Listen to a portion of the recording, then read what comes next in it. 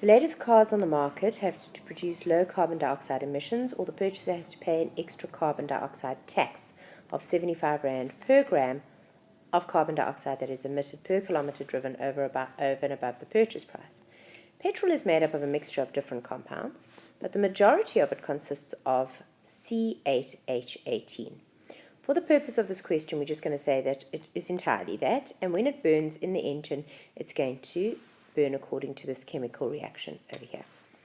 The following table provides information of the carbon dioxide emissions and fuel consumption of two green cars that are newly out on the market, the Range Rover V8 and the Honda Hybrid. They tell you the carbon dioxide emissions in both cases and the fuel consumption in both cases. Calculate the number of moles of carbon dioxide that the Honda releases per kilometre. So it tells me how many grams it releases per kilometre, but we now need to convert that into moles. So we're going to say number of moles is equal to mass over molar mass. Carbon dioxide's molar mass is 12 plus 16 plus 16. So it's going to be 117 divided by 44, which is the molar mass of carbon dioxide. And that is therefore equal to 2,66 moles. Use the equation given to show that the number of grams of petrol used by the Honda every kilometre is given by that. So let's go through the process. I know that I have got a relationship between petrol and carbon dioxide of 2 is to 16. So I'm going to go petrol to carbon dioxide is 2 is to 16. But I haven't got 16, I've got 2,66. What did I do to the number 16 to make it 2? I divided it by 8. So I need to divide by 8, and I get 0,33. So I've now got a number of moles. Mass is equal to number of moles times molar mass, 0,33, and 114, which is 8 times 12 plus 18. And I land up with 37,9 grams, and sorry, that didn't write very nicely, did it? 37,9 grams, which is as close as anything to, that is 37,9. What's important here is that you need to show all of your working, because I've given you the answer. So the answer is not what's worth the marks, it's how you've worked it out that counts for something. Then it says the Honda Hybrid is exempt from carbon dioxide tax because it emits so little CO2. The Range Rover, however, is not. How much tax would you have to pay on the Range Rover over and above its retail value if it was 75 Rand per gram per kilometre? It's really not very difficult, except for the fact that you've never done this in your life before. So all you need to do is you need to take the 253 and multiply it by 75. So it's 253 multiplied by 75 Rand, and you find that you're going to need to pay the princely sum of 18,975 Rand for extra on a Range Rover over and above what you would be paying on the Honda.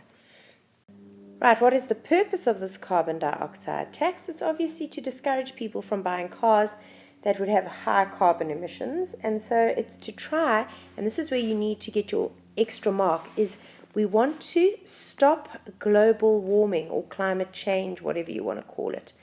But that is the main reason. It's carbon dioxide, you've got to take it one step further. What's the problem with carbon dioxide? It contributes to global warming. And do you think that the tax will serve its purpose? You could have said yes or no. Some of you said yes, because people don't want to pay extra for a car. Some of you said no, especially on very expensive cars. If you're paying 550,000, what's the difference between paying 550,000? By the time you're paying over 500,000 Rand for a car, well, now you have to pay 570,000. It really isn't a discouraging difference for people with a lot of money. Several brands of antacid tablets use aluminium hydroxide to neutralize excess stomach acid. The balanced equation is given below. We've got a tablet containing 0,75 grams of aluminium hydroxide. How many moles is that? You first need to work out the molar mass of aluminium hydroxide, and you find that it turns out to be 78, which is going to be all of them added together with 3 hydrogens, 3 oxygens. And then you go number of moles is equal to mass over molar mass, which is 0,75 divided by 78, and you land up with 0,0096 moles. Don't forget your units. What is the mass of hydrochloric acid then used in this reaction? Well, my relationship between aluminium hydroxide and hydrogen chloride or hydrochloric acid is 1:3. So I need to multiply this 0,096 by 3, and I land up with 0,0288 moles. And mass is equal to number of moles times molar mass. So I need the molar mass of HCl, which is going to be 35,5 plus 1, 0,0288 multiplied by 36,5, and I land up with an answer of 1,05 grams. The reaction of methane and water is one way to prepare hydrogen gas. The reaction is given below.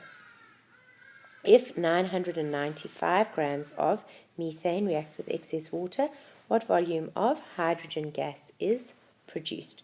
So the first thing that I need to do is I need to get my number of moles.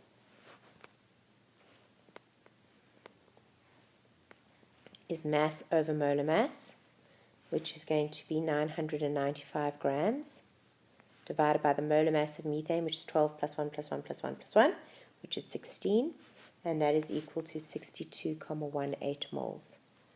There's a relationship between methane and hydrogen of 1:3, so I need to multiply that number of moles by 3, and I therefore have got 186,56 moles, and then I'm going to say volume is equal to number of moles times molar volume, so it's 186,56 multiplied by 22,4, and I land up with an answer of 4,179 decimeters cubed.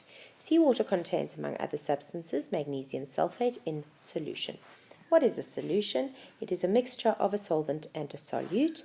Write down the formula of the ions of the solute in magnesium sulfate. So your ions are the Mg2 plus ion and the SO4 2 minus ion. Calculate the mass of magnesium sulfate that you would need to dissolve in a container of a certain volume to prepare a solution of a certain concentration. So all I'm going to do is I'm going to say number of moles is equal to concentration times volume. I've got a concentration, I've got a volume.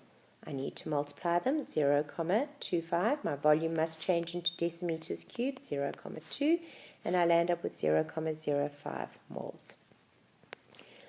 Then I have to work out the mass. Mass is equal to number of moles times molar mass, 0,05. The molar mass of magnesium sulfate, which is MgSO4, because it's a 2:2 valency ratio, is 120,3, and I land up with 6,015 grams.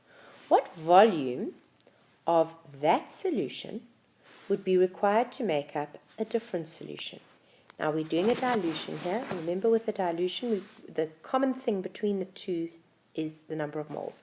So the first thing I'm going to do is I'm going to get the number of moles of the solution I want.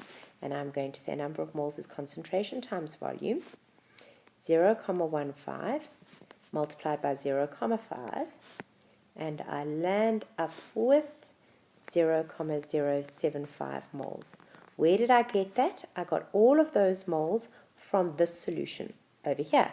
So let's work out the volume of that solution that would give me that number of moles. And I put the number of moles in and divide through by the solution, and I land up with 0,3 decimeters cubed. They didn't ask me how much water I had to add or anything like that. So that is the volume of this solution that I would need. Obviously, I would then have to add another 0,2 decimeters cubed of water to be able to get up to there, but that wasn't the question. 3 grams of zinc granules are placed in a flask of hydrochloric acid, and that's the concentration. What is my limiting reagent? So the first thing I need to do is work out the number of moles of each. And for the hydrochloric acid, my number of moles is going to be equal to, is going to be equal to concentration times volume, and that is equal to 0,5 multiplied by 0,1, and I get 0,05 moles. Simultaneously, I've got zinc, and I'm going to say that my number of moles is mass over molar mass. What is my mass? 3 grams of zinc. Molar mass, 65,4, and I land up with 0,045 moles. Now we need to look at relationship.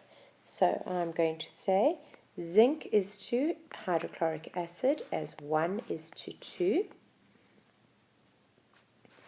And I land up with 0,045 is to 0,09. That cannot work out.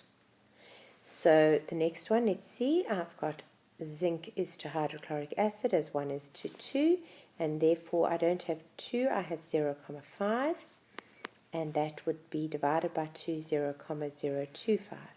Can I get 0,025 out of 0,045? I can indeed, and therefore my HCl is limiting.